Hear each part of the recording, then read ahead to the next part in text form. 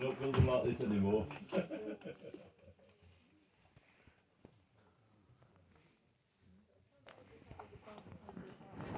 Yeah.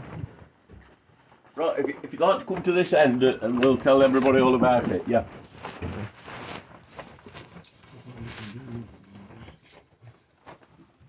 Right, come in folks. If you can find a seat, please do sit down. Yeah. You sitting? So you got cigars and whiskey. What's you on there? Right, close the door and yeah, we don't want everyone to do it.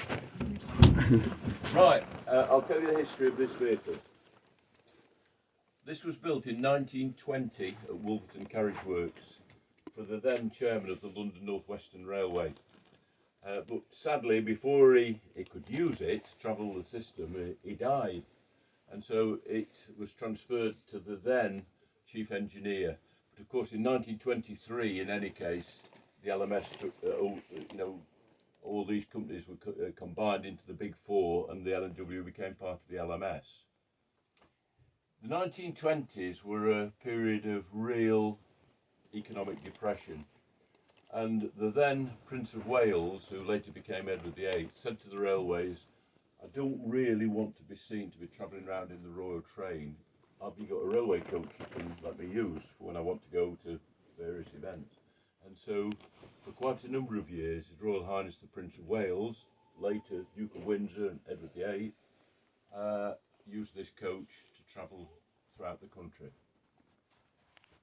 1939, World War II came along, and this coach was put into one of three trains that were assembled by the railway companies to convey the chiefs of staff, the war cabinet, generals from the army, the Prime Minister and the royal family around the country as part of the war effort. And as we approached D-Day, which was obviously, remember, the 6th of June 1944, the headquarters that controlled the whole operation for D-Day was based just outside Southampton. And so in the few days leading up to D-Day, these three trains were conveying all the generals, the chiefs of staff, the war cabinet and Churchill down there. General de Gaulle, who was leader of the Free French at that time, was in North Africa. And so they sent an RAF plane to fetch him to London to be able to tell him that his country was going to be invaded by the British, the Canadians and the Americans. And so on the 4th of June 1944, Winston Churchill from this coach wrote this letter, and I'll read it to you. It's headed, "In the train, top secret, 4th of June 1944. My dear General de Gaulle, welcome to these shores. Very great military events are about to take place. I should be glad if you could come and see me down here in my train, which is close to General Eisenhower's headquarters, bringing with you one or two of your party. General Eisenhower is looking forward to seeing you again and will explain to you the military position, which is momentous and imminent. If you could be here by 1:30, I should be glad to give you a déjeuner, and then we will repair to General Eisenhower's headquarters. Let me have a telephone message to say whether this is agreeable to you or not. Yours sincerely, signed, Winston S. Churchill." And so de Gaulle came. He had lunch with Churchill in this very coach, along with the generals, and then they went to see Eisenhower. And that was when de Gaulle was told, "We're invading your country tomorrow, mate." Thank God And he was not a happy chappy. Thank God that didn't get leaked then. 2 days before. Correct, yeah. Obviously he knew eventually it would happen, but he didn't know when and he didn't know where. That was absolute top secret. Yeah. So we now move on to 1951, the war's finished and there is a general election. Now today in general elections they have battle buses with the names of the parties and whoever it is in the leader of the party on the side of the bus. 1951 they had railway coaches, and in the 1951 general election this was Winston Churchill's coach, and there is a photograph of him on the wall there, sat where that gentleman sat, Yeah. in this coach in Euston Station, about to go down to Manchester with the coach attached to the Red Rose train, which was an express between Euston and Manchester. The next day, the coach went across to Huddersfield area, and as they do today with road trains, when they park them up in sidings, it's surrounded by police overnight, 24 hours a day, if it's there for a long time. And the particular siding near Huddersfield was at the bottom of a farmer's field, and the farmer's wife got to realise what was happening at the bottom of the field. So 6:30 in the morning, she's tripping down there with a pinafore, 6 newly laid eggs in it. The police said, "Sorry, madam, you can't come past here. Out of my way, I have Mr. Churchill's breakfast here." And that's a true story. No one keeps him, no. Yeah. So, 1960s, it was seconded into the Royal Train fleet and used by the senior railway officers who travel with the Royal Train as their sort of hotel on wheels as part of the Royal Train itself. In 1974, it was used on a very special Royal Train consisting of 5 coaches that the Queen and the Duke of Edinburgh used to formally commission the overhead electrification between Preston and Glasgow. And Her Majesty the Queen and her lady-in-waiting travelled in this coach on that journey. The last Royal Train journey it did was 1989, conveying the Royal Highness Prince of Wales to Lockerbie after the Lockerbie air disaster.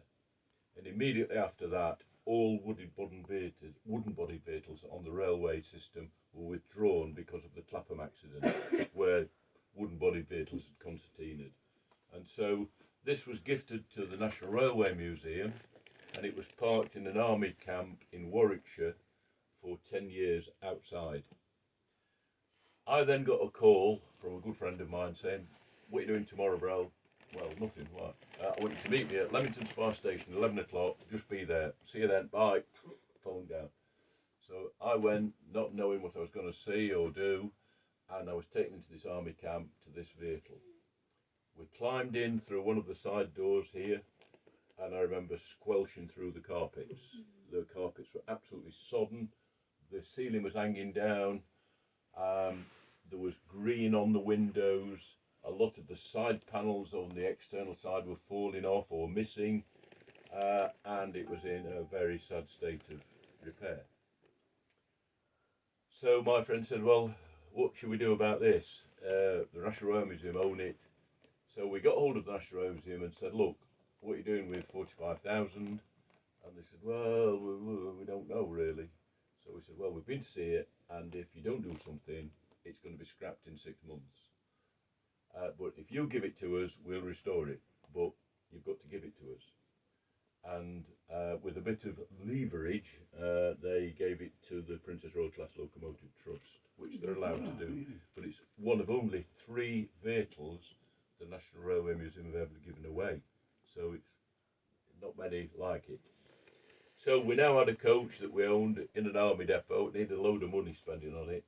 So we had the idea of writing to every senior railway officer who travelled in the vehicle and asking them for a minimum of £100. And in a very short space of time, we raised £26,000. We then did a deal with the Royal Train people at Wolverton and said, "Look, if we send it to Wolverton, would you be able to restore it externally for 26,000? And they said, "Yeah, we will. Yeah. But we'll have to ask the Queen's permission to bring it into the Royal Train shed." So we had to write to the palace, ask the Queen if it was all right to ship this coach. We told her all the stories, and we got a letter back saying that would be absolutely wonderful. So we shipped it to Wolverton, but what we didn't know was that while it had been stood outside, butterflies and moths had got into every nook and cranny, laid the cocoons, and then when we put it into a warm shed, all these butterflies hatched out. So in the Royal Train shed, and I kid you not, because I saw it, there were 10,000 butterflies flying round, and they couldn't set the alarm system for 4 weeks.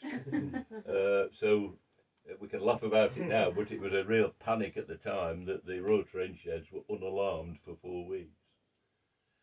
So there. They restored it externally to the state. You see it now, and it came back here, and our volunteers have put new carpets in, new ceilings. A joiner stripped all the timber back and revarnished it where it needed it, cleaned it, and they've provided all the artifacts that you'll see as you walk through, including the bedding, and that's all come from the Royal Trade. So that's the story. I would suggest to you that it's probably one of the top 20 most important historic vehicles in this country today, with its absolutely phenomenal history.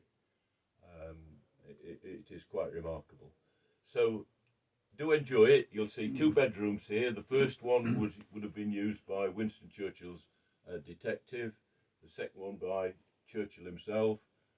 Then there's the bathroom, the dining room, where they all dined on the 4th of June 1944, the galley, and the servants' quarters. With the coach, there would be a chef and a steward who would always travel with it. So that's it, ladies and gentlemen. All the work that's done here is done voluntarily. So if you'd like to make a donation, there's a donation box here, there's one outside. I hope we've excited your purses and wallets to donate generously. So thank you very much indeed. Thank you. Thank you very much. Brilliant. And thanks for coming to see us. Yeah, good. Well, we do, don't we? Love it.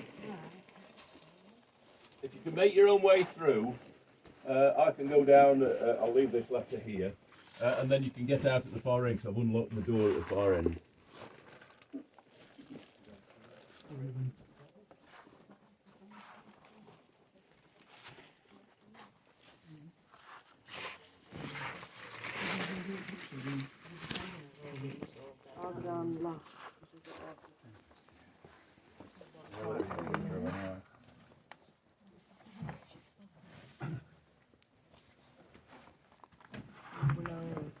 So we don't need to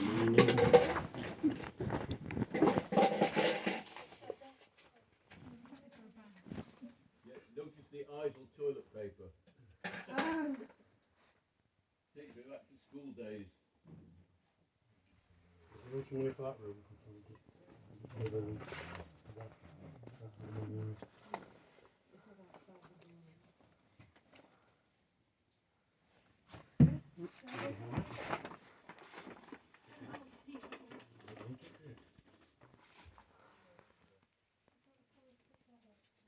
We set this up as though it was the day before D-Day, with original maps and the like of the D-Day landings.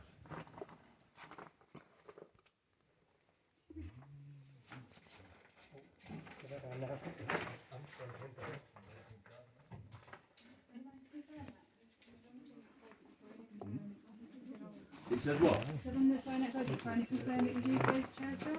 Yeah, no, it's been confirmed that now, yeah. It said about the 75th anniversary, so it's a bit old, that bit of paper. Yeah. Oh no, I mean, you can see the photograph that we've got of him actually in the vehicle, yeah. And you can, the reason we know it's in the vehicle, we can see the fine detail of the, you know, yeah.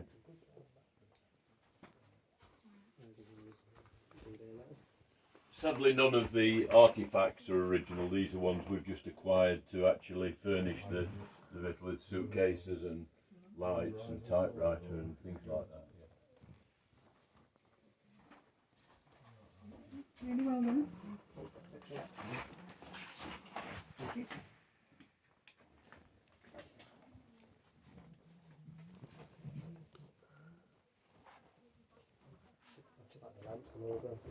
Yeah, the cigar.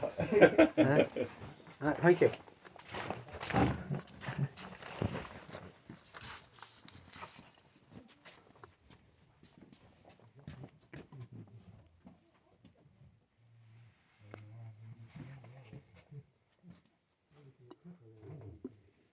I'll come out to you now. Yeah. This is wooden train spotter.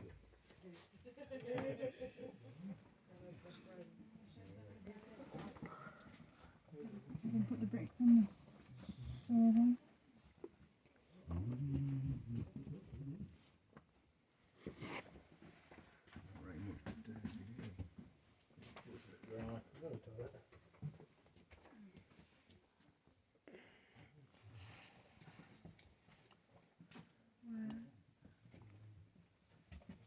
Structural materials and the current body.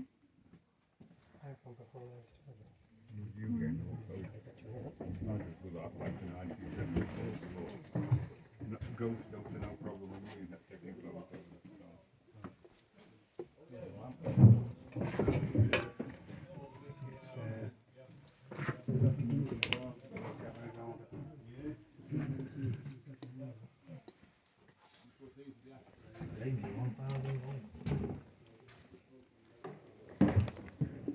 You enjoying that video?